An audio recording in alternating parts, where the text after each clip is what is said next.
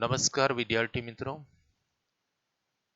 આજના લેક્ચરમાં આપણે ગોલીય અરીસા માટે કેન્દ્ર લંબાઈ અને વક્રતા ત્રિજ્યા વચ્ચેનો સંબંધ f = r/2 અથવા r = twice f મેળવીશું.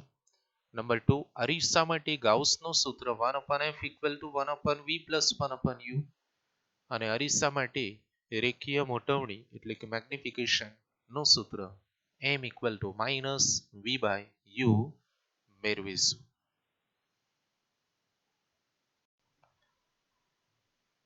ગોલીય અરીસા માટે કેન્દ્ર લંબાઈ અને વક્રતા ત્રિજ્યા r વચ્ચેનો સંબંધ r = twice f અથવા f = r/2 મેળવો. આકૃતિ ધ્યાનમાં લઈશું. આકૃતિમાં C એ અરીસાનો અંતર્ગોળ અરીસા નો વક્રતા કેન્દ્ર છે અથવા બહિર્ગોળ અરીસા માટે બહિર્ગોળ અરીસા નો વક્રતા કેન્દ્ર છે.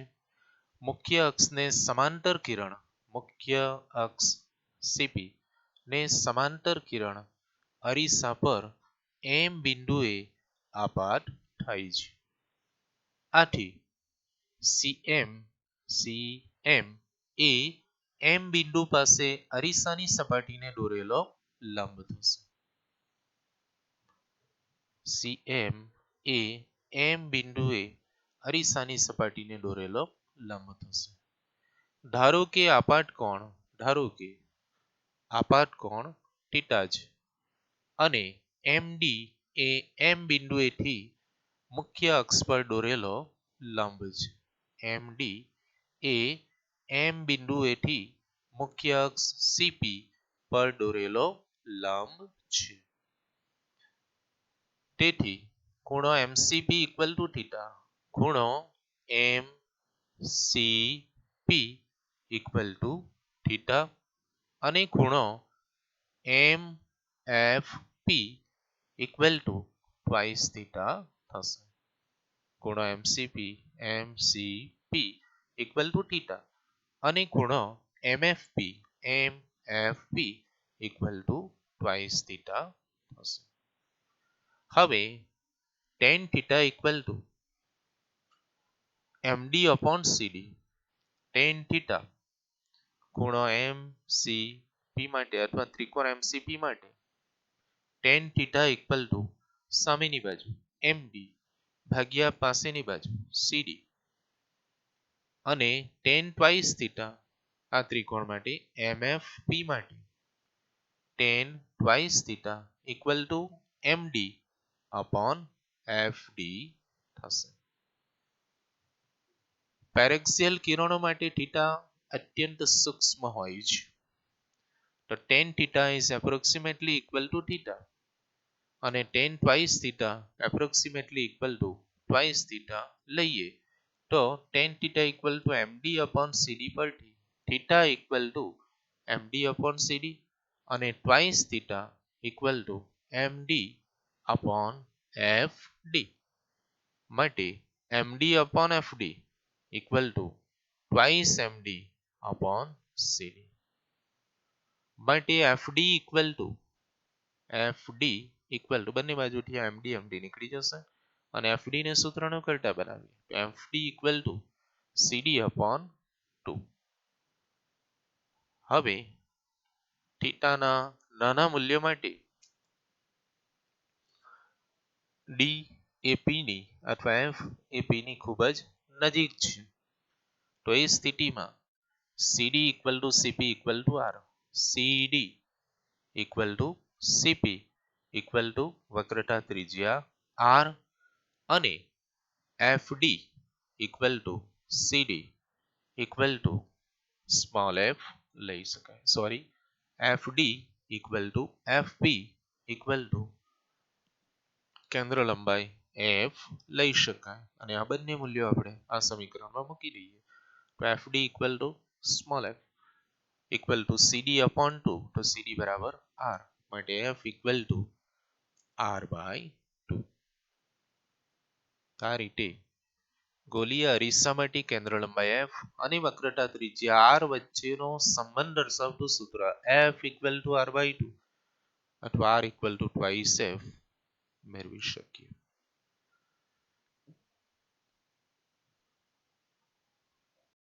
હવે આપણે ખૂબ જ અગત્યનો પ્રશ્ન, અરીસા માટે વસ્તુ અંતર u, પ્રતિબિંબ અંતર v અને કેન્દ્ર લંબાઈ f વચ્ચે સંબંધ દર્શાવતું સૂત્ર 1/f equal to 1/v plus 1/u મેળવીશું, કે જેને આપણે ગાઉસનું સૂત્ર કહીએ છીએ. તો એના માટે આકૃતિ ધ્યાનમાં લઈશું. આકૃતિમાં નાના દર્પણમુખવાળા અંતર્ગોળ અરીસાની સામે વક્રતા કેન્દ્ર C થી થોડે દૂર એક વસ્તુ AB શિરોલંબ મૂકી છે. AB ના બિંદુ A માંથી વસ્તુ AB ના બિંદુ A માંથી નીકળતું એક કિરણ AM મુખ્ય અક્ષને સમાંતર રહીને અરીસા પર M બિંદુએથી પરાવર્તન પામીને મુખ્ય કેન્દ્ર F માંથી પસાર થાય છે. અને A માંથી નીકળતું બીજું કિરણ AP એ અરીસાના ધ્રુવ P પાસેથી પરાવર્તન પામીને PA' માર્ગે પાછું ફરે છે. આ રીતે આ બંને કિરણો A' બિંદુ આગળ મળતા પરાવર્તન પામીને બિંદુ A' આગળ મળતા હોવાથી તે બિંદુ A' આગળ એ બિંદુનું સાચું પ્રતિબિંબ રચાય છે. તો આ રીતે ધારો કે FP ઇક્વલ ટુ અરીસાની કેન્દ્ર લંબાઈ small f, CP equal to વક્રતા ત્રિજ્યા capital R, CP equal to વક્રતા ત્રિજ્યા R, B થી P સુધીનું અંતર એટલે વસ્તુ અંતર U અને B' P એટલે કે પ્રતિબિંબ અંતર સ્મોલ v છે. દર્પણમુખ નાનો અને કિરણો પેરેક્સિયલ હોવાથી ચાપ MP approximately equal to Jiva MP થાય. દર્પણમુખ નાનું હોવાથી અને કિરણો પેરેક્સિયલ હોવાથી ચાપ MP equal to Jiva MP થશે.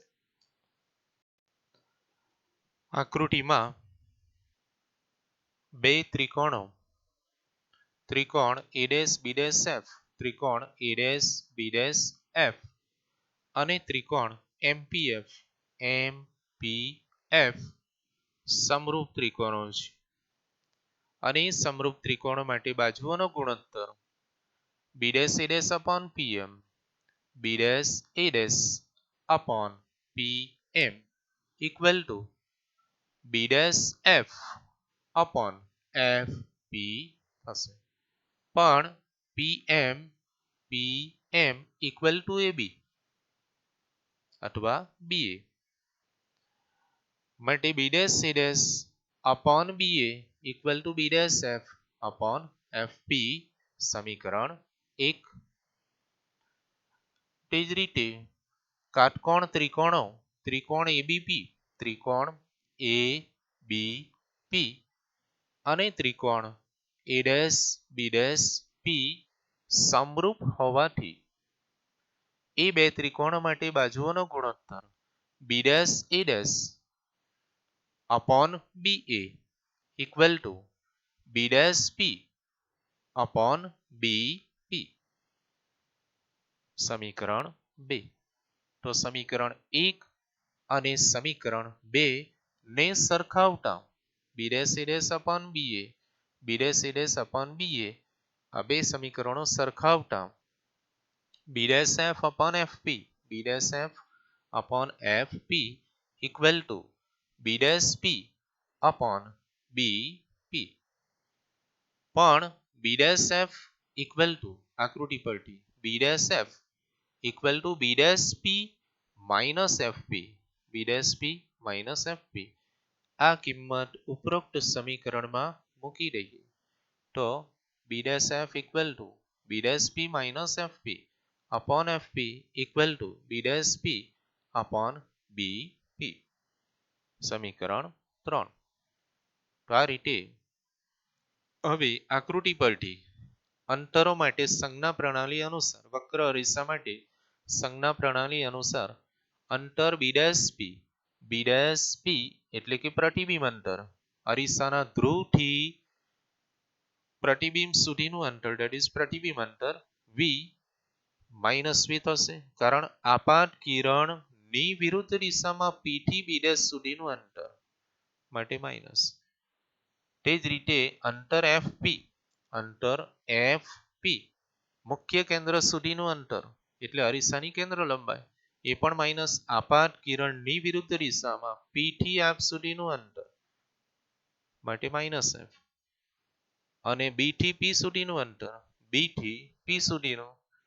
એટલે અરીસાના ધ્રુવથી વસ્તુ સુધીનું અંતર that is માઇનસ u. આ રીતે સંજ્ઞા પ્રણાલી અનુસાર અંતર b' v fp f અને b થી p સુધીનું અંતર -u સમીકરણ 3 માં મૂકી દઈએ તો સમીકરણ 3 પરથી b' fp એટલે minus of v minus minus plus f upon fp equal to minus f equal to b' upon bp. b' એટલે પ્રતિબિંબ અંતર અને b થી p એટલે વસ્તુ અંતર that is minus b by u. આ માઇનસ માઇનસ નીકળી જશે તો સમીકરણ થશે હવે v minus f upon f equal to v by u. માટે v by f minus f upon f equal to 1 equal to v by u. સમીકરણને v વડે ભાગીએ પણ તેના પહેલા v by f equal to 1 plus 1 ને આ બાજુ લઈ જઈએ જમણી બાજુ તો 1 plus v by u. અને હવે એ સમીકરણને v વડે ભાગતા 1 upon f equal to v upon v નીકળી જશે એટલે 1 upon f equal to 1 upon v plus v upon vu માંથી v નીકળી જશે એટલે 1 upon u. એટલે આ સમીકરણને v વડે ભાગીએ તો 1 upon f equal to 1 upon v plus 1 upon u જે અરીસાનો સૂત્ર છે જે ગાઉસ નામના વૈજ્ઞાનિક આપેલો હોવાથી તેને ગાઉસિયન સૂત્ર અથવા તો અરીસા માટેનું ગાઉસનું સૂત્ર પણ કહે છે. મિત્રો દાખલા કે એમસીક્યુ સોલ્વ કરવા માટે વક્ર અરીસા માટે અંતર્ગોળ અરીસા માટે બહિર્ગોળ અરીસા માટે ગાઉસનું સૂત્ર ખૂબ જ અગત્યનું છે. તો આ સૂત્રને આપણે યાદ રાખીશું 1 upon f equal to 1 upon v plus 1 upon u. Most IMP question રેખીય મોટવણી એટલે શું? અંતર્ગોળ અરીસા માટે રેખીય મોટવણીનું સૂત્ર m equal to v by u minus of v by u મેળવો.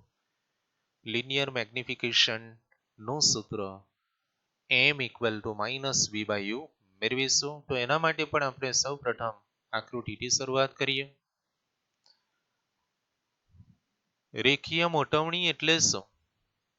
તો પ્રતિબિંબની ઊંચાઈ કે જેને આપણે આકૃતિમાં h' વડે બતાવેલો છે અને વસ્તુની ઊંચાઈ એટલે વસ્તુ AB ની ઊંચાઈ ને h વડે દર્શાવેલ છે. તો પ્રતિબિંબની ઊંચાઈ h' અને વસ્તુની ઊંચાઈ h ના ગુણોત્તરને રેખીય મોટવણી અથવા લિનિયર મેગ્નિફિકેશન સ્મોલ m કહે છે. માટે small m equal to h' upon h. આકૃતિમાં અંતર્ગોળ અરીસાની સામે મુખ્ય અક્ષ પર AB equal to h ઊંચાઈની વસ્તુ મૂકેલી છે. મુખ્ય અક્ષ પર AB equal to h ઊંચાઈની એક વસ્તુ મૂકેલી છે. એ બિંદુમાંથી મુખ્ય અક્ષને સમાંતર એક કિરણ AQ એ બિંદુમાંથી મુખ્ય અક્ષને સમાંતર એક કિરણ AQ અને બીજું કિરણ AP અરીસા પરથી પરાવર્તન પામીને A' બિંદુએ મળે છે. આ રીતે વસ્તુ AB ના બિંદુ A નું પ્રતિબિંબ A ડેશ પાસે રચાય છે. અગાઉની થિયરીમાં પણ આપણે જોઈ. વસ્તુ AB માંથી નીકળતા કિરણો અરીસા પરથી પરાવર્તન પામીને પ્રતિબિંબ A ડેશ B ડેશ રચે છે. માટે પ્રતિબિંબની ઊંચાઈ A dash B dash equal to h dash ધારો. વસ્તુની ઊંચાઈ AB ઇક્વલ ટુ h અને પ્રતિબિંબની ઊંચાઈ A dash B dash equal to h ધારીશું. તો આકૃતિ પરથી કાટકોણ ત્રિકોણો ત્રિકોણ ABP, ત્રિકોણ ABP અને ત્રિકોણ A dash B dash P એ સમરૂપ ત્રિકોણો છે. તેથી B dash A dash upon BA, B dash A dash upon BA equal to B dash P upon BP. આકૃતિ પરથી આપણે જે કિંમતો શોધેલી છે એ કિંમતો આમાં મૂકી દઈશું. પણ સંજ્ઞા પ્રણાલીનો ઉપયોગ કરીશું. તો મુખ્ય અક્ષથી ઉપર તરફની ઊંચાઈઓ ધન ગણવી એટલે h ધન થશે અને મુખ્ય અક્ષથી નીચે તરફની ઊંચાઈઓ ઋણ ગણવી એટલે પ્રતિબિંબની ઊંચાઈ અહીં ઋણ થશે માઇનસ h ડેશ. તો પ્રતિબિંબની ઊંચાઈ B dash A dash equal to minus h dash. વસ્તુની ઊંચાઈ BA equal to plus h. પ્રતિબિંબ અંતર B ડેશ P, પ્રતિબિંબ અંતર B dash P equal to minus of V અને વસ્તુ અંતર B થી P સુધીનું અંતર that is minus of U. કારણ આપાત કિરણની વિરુદ્ધ દિશામાં બંનેમાં આપીએ છીએ. P થી B ડેશ સુધીનું અંતર માઇનસ V અને P થી B સુધીનું અંતર આપાત કિરણની વિરુદ્ધ દિશામાં માટે બંને આ માઇનસ થશે. આ કિંમતો આપણે સમીકરણમાં મૂકી દઈએ. B dash A dash upon BA equal to minus h dash upon h equal to B dash P upon B થી P સુધીનું અંતર minus V upon minus U, minus minus નીકળી જશે માટે minus h dash upon h equal to V by U માટે h dash upon h equal to minus of V by U. પણ h dash upon h equal to magnification અથવા રેખીય મોટવણી m માટે મોટવણી m equal to minus of V by U. આ theory મિત્રો પરીક્ષાની દ્રષ્ટિએ 2 marks માટે અગત્યની કહી શકાય કે વક્ર અરીસા માટે અથવા અંતર્ગોળ અરીસા માટે કે બહિર્ગોળ અરીસા માટે રેખીય મોટવણીનું સૂત્ર ધારવું. તો રેખીય મોટવણી m equal to minus V by U અને રેખીય મોટવણી એટલે શું? તો પ્રતિબિંબની ઊંચાઈ અને વસ્તુની ઊંચાઈના ગુણોત્તરને રેખીય મોટવણી અથવા લિનિયર મેગ્નિફિકેશન કહે છે. માટે m equal to h dash by h equal to minus V by U.